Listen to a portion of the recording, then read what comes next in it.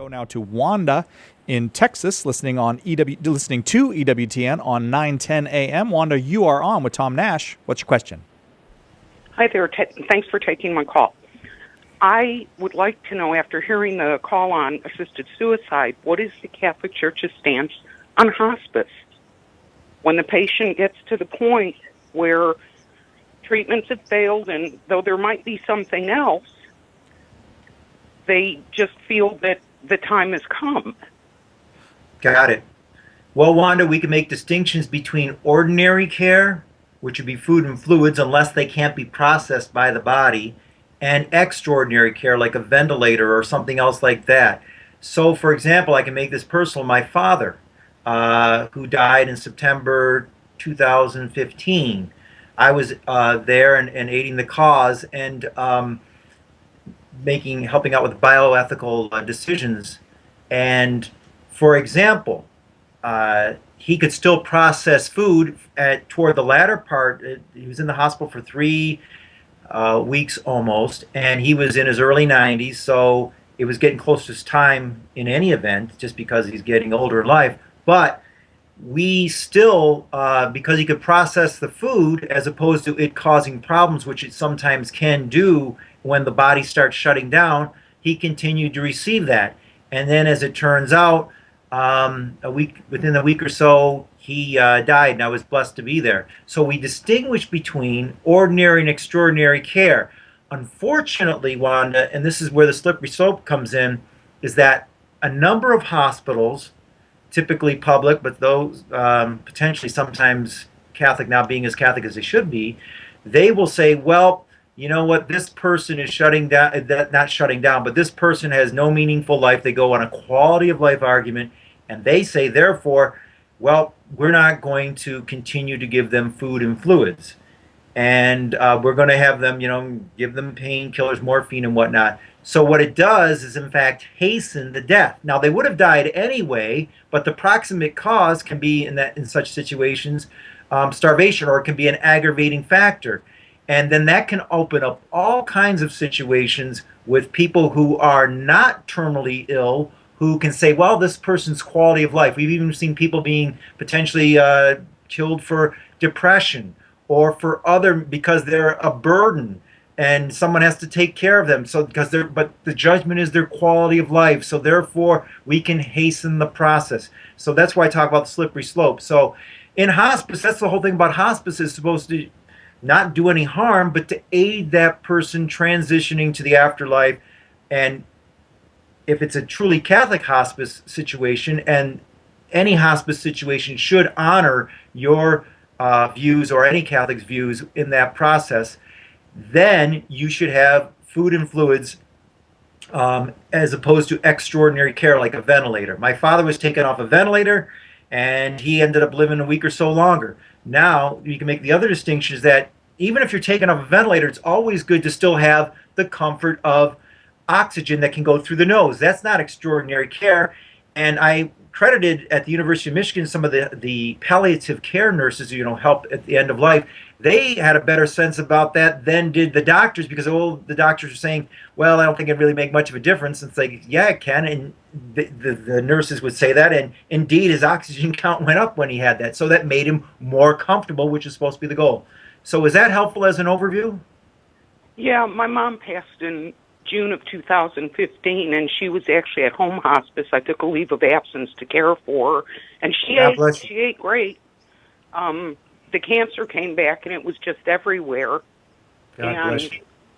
I mean, it was the last 3 days she stopped eating and drinking, but she died very peacefully in my home.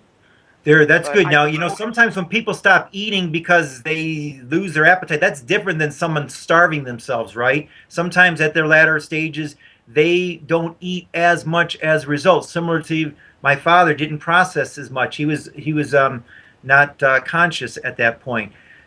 So we can make that distinction. If someone's not eating, they've lost their appetite, the cancer's kicking in further, etc. They're getting the benefit of morphine. And again, people say, well, you can't give morphine, that could kill them. Well, as you're trying to manage the pain, there can be an unintended side effect as opposed to a lethal dose of morphine, right? So one shouldn't feel bad if a loved one, diminishes their eating toward the last days, or if to try to keep them comfortable, they're trying to give them maybe an increase of morphine to manage it better so they can manage the pain better. If that hastens as a side effect their death, then that's a whole different moral category. So you can feel fine about that. Okay. I felt a little worried, though we gave her just the minimal dose of morphine that controlled the pain. But I was, Okay. I was sitting there listening to that going, God, they said hospice, and she said, okay, I'm ready. Okay. And Well, she was accepting. She said, I'm going to go meet my Jesus. That's praise God. beautiful. My mother, I remember my mother, it was 2011, Wanda. Then that was the year she died. And I remember it was April. And I got to visit because a friend of mine said, hey, you better come up sooner or later, a doctor friend. And so I came up, and it was around the Easter holiday.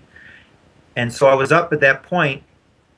But I remember at this one care center she was going to that I'm thinking they're trying to ask her too much. She just doesn't have that physicality. I mean, my mom was a vibrant woman and very dedicated and a mother of a big Catholic family, but she just didn't have it. It's not a question of quitting. It's a question of running out of gas.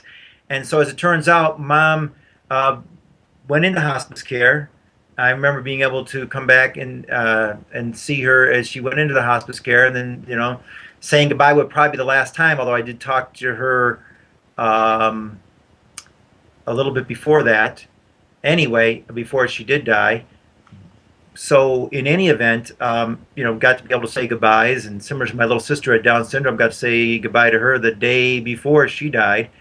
So we these things happen, and sometimes when it comes to that point in life, it's not a question of easing them out where that's assisted suicide. Rather, it's in hospice care, they're still being able to receive ordinary care. They're just not going to have extraordinary care. And one last thing to make it helpful, perhaps, is that with my father, I said, hey, would you guys please put these monitors on? And they go, no, because there's going to be, you got to realize you can't have any what we would call extraordinary care. And I said, look, I understand that this is similar to hospice care, because he was going to be transferred over to hospice care, but it was on the 8th floor of the University of Michigan Hospital. I said, I understand that. I'm a Catholic man, work for the church, I have faith.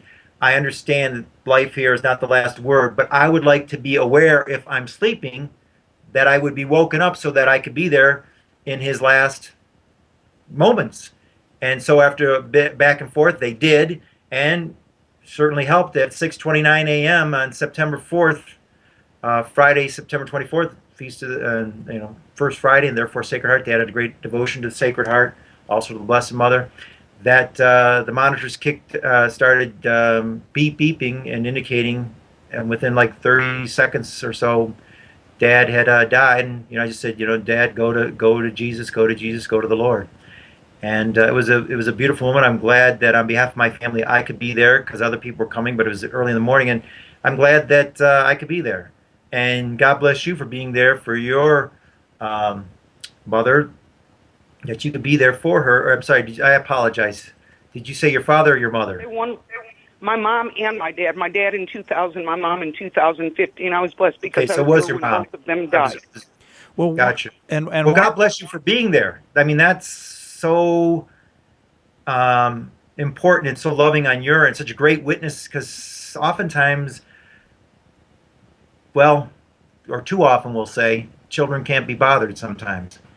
And God bless you for showing otherwise. And thank you, Wanda. It does sound like you had some anxiety about it, and it does sound also from everything Tom said, there's no reason for you to have anxiety about that. It seems that you were a very good daughter to your parents there at the end. Thank you very much, Wanda.